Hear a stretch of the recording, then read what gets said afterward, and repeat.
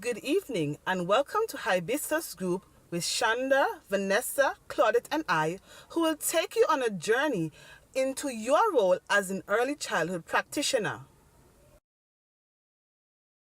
Building relationships with families, achieving best outcomes for children. When you enroll a child, you actually enroll a family.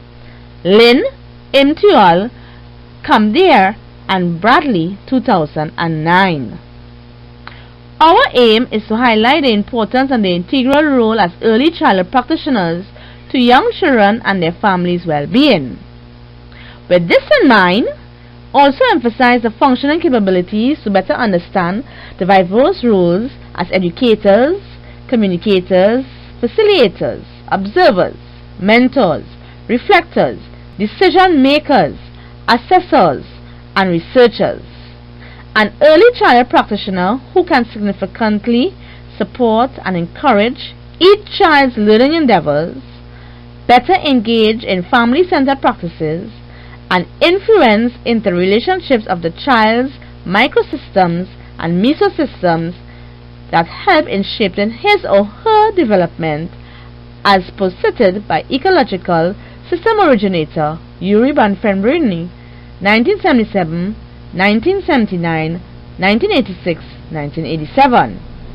The value of building collaborative relationships among families enhances the ability to appropriately care, educate, support, and meet the heterogeneous needs of young children.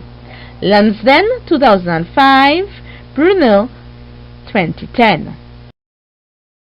Rationale. Today, early child practitioners need to be responsive to the rights of the child, recognize that each child has a unique way they learn, support their family home language and culture by building collaborative relationships that promote a sense of respect, belonging, citizenship, and wellness. Imtial et al. 2009, Harrison and Greenfield 2011. Some reflective questions are: how can family-centered practice be integrated to benefit the child? What improvements can you, the early childhood practitioner, do so that your teaching pedagogy, beliefs, philosophy statement, and policies encourage family-centered practices? Family-centered practices promote children's attachment and strong family-child relationships, fosters positive attitudes to learning, and provides a secure base for continuity, learning, and care. Victorian Early Years Learning Development Framework, Outcome 1, 2010. Important considerations. The National Association for Education of Young Children Statement for Commitment reflects the ideas and principles that guide and assist early childhood practitioners to understand and acknowledge their ethical responsibilities to children and families. Therefore, we are better able to recognize, nurture, appreciate, and appropriately respond to each child's dependence on adults. NAEYC 2011. Theoretical views. The child's development is shaped by the interrelationships of two or more systems of the ecological system. Yuri Bonfenbrini, 1977, 1979, 1986, 1989.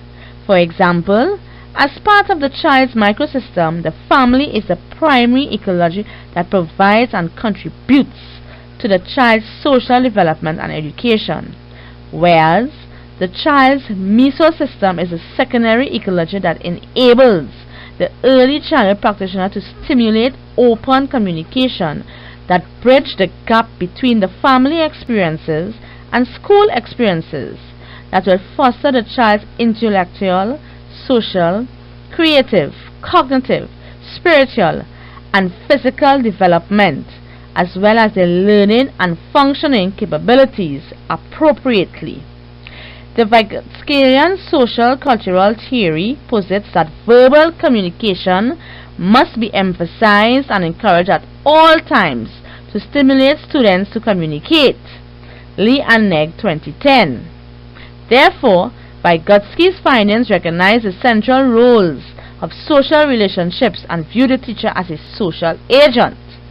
Cross 2010 stated that the teacher is social agent rather than a mere mental processed entity that acts on or reacts to stimuli in the teaching environment. Furthermore, constructivist and social cultural theorist Loris Marguso perspectives are children are their own source and constructor of their own experiences, as parents participate actively in their children's education.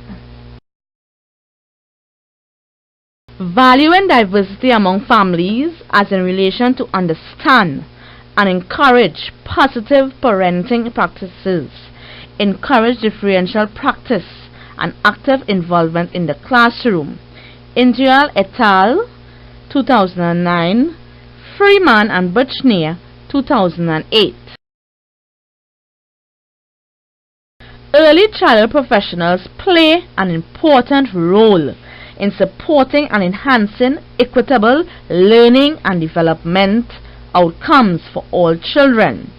Victorian Early Years Learning Development Framework 2011. For that reason, early childhood practitioners, understanding your pivotal role is crucial in bridging this diverse collaboration with children and their families to significantly support every child's learning and family's learning and development and well-being. Early childhood is a critical period in a child's life, Zeta 2014. It is a time where the foundation is laid for a life of immense opportunity or a bleak future, UNESCO 2010. Therefore, it is imperative to have someone who understands this and is qualified in the field to support these children so that they can reach their full potential. This individual is none other than an early childhood practitioner or educator. According to Wayne State University, ND, an early childhood practitioner or educator is a person who works with young children and their families. During work, they assume different roles. Some of these roles are provider, performer, extended member of the family, foundation builder, and mother. Howard, Klopper, Osanian, and Vandali 2012. Other roles include role model, communicator, facilitator, and coach. Thank you. I will now pass you over to Shander Langellier.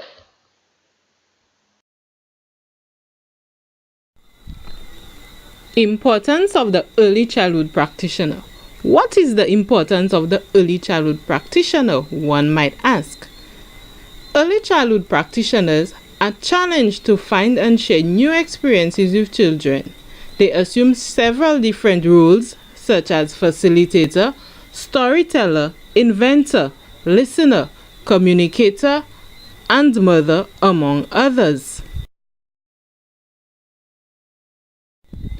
Each role is important in early childhood care and education.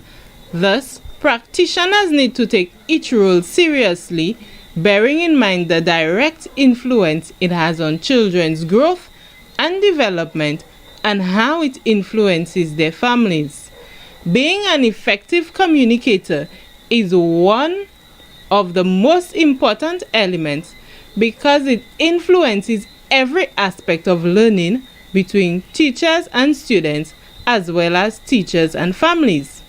For learning to occur in the classroom, there must be some form of communication from the teacher, whether it is verbal or non-verbal. It builds connections between the home and school, developing a high quality of education for students. According to Dipsey and Maud, it is also important for teachers to communicate with families to help build relationships between families and staff. Research shows that parental involvement is necessary in early childhood care and education.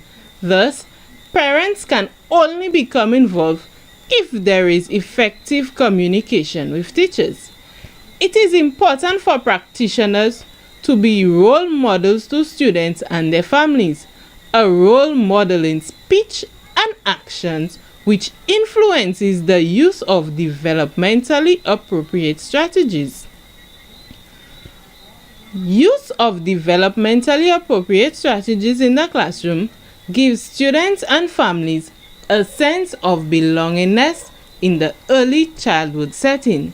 Students feel love, and as a result, they are more comfortable. Thus, they feel free to express their thoughts, feelings, and creativity. The role of being a facilitator, a coach, or a guide of the learning process is important because it encourages discovery in learning. Students get to construct new knowledge and meaning in a comprehensive manner because they are actively involved in their own learning rather than being passive learners.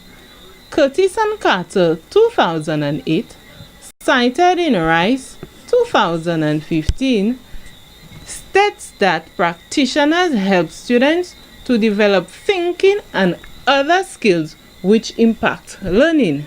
Therefore, it is vital that practitioners know and understand their roles because it impacts students' learning and development of skills. Benefits of displaying roles in the teaching and learning environment. 1. Provides a more emotionally secure environment. 2. Parent skills and expertise are increased. 3. Children increase a sense of individuality and belonging in the environment by enthusiastically engaging with and discovering about family morals, customs, and philosophies and constructing on these where fitting. 4. Children learning becomes more enjoyable. 5. Children gain more from educational prospects given to them. 6. Children are capable of moving from one environment to a new one with greater self-confidence. 7. Parents are more concerned in their children's education and improvement. Parents feel relaxed visiting the surroundings, discussing to and preparing with practitioners. 9. Parents are more familiar with their children's knowledge outside the home and utilize the information to maintain their learning and development more efficiently. Robert John Meehan once stated, "We are not just teachers, we are managers of the world's greatest resource, children." Thus, it is important that we as early childhood practitioners know and understand our role in the early childhood classroom.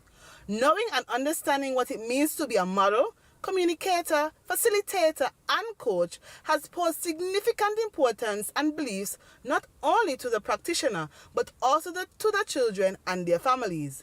We must all remember that children are like wet cement. Whatever falls on them makes an impression, Dr. Hiam Garnett.